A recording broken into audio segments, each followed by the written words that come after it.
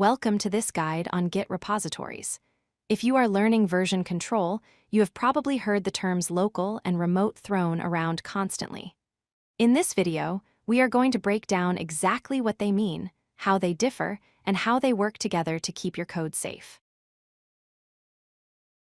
First, let us define what a repository actually is. Think of a repository, or repo, as a super-powered folder for your project. It does not just hold your files, it contains a database that tracks every single change you make. This history allows you to rewind your project to any point in time. A local repository lives right on your own computer's hard drive. It is your private workspace. When you initialize a project with Git, a hidden folder called .git is created. This folder stores all your version history locally.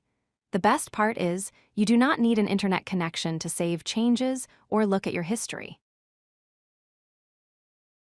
On the other hand, a remote repository lives on a server, typically somewhere on the internet like GitHub, GitLab, or Bitbucket. It acts as the central source of truth for your project.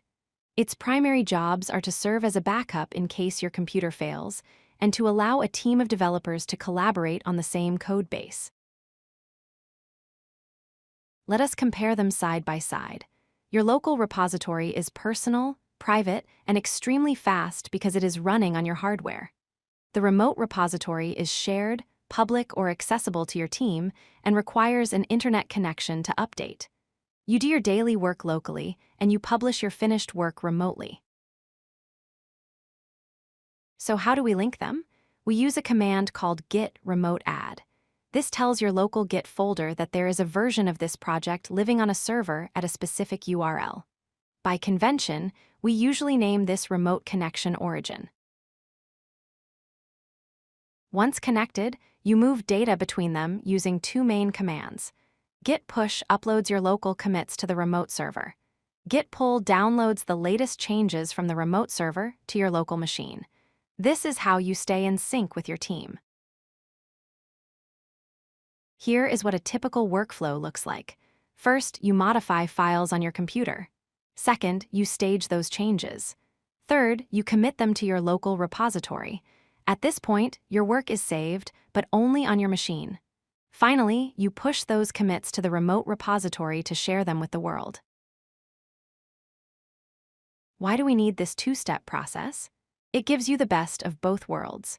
You get the safety of an off-site backup and the ability to collaborate, but you also retain the freedom to work offline and the speed of local operations.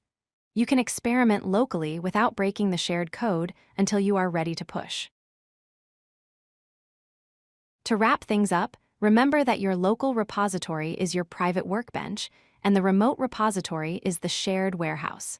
You work locally for speed and flexibility, and you use push and pull commands to keep that work in sync with the server. Thanks for watching. If you like this video, hit that like button and don't forget to subscribe. Visit codelucky.com for more such useful content.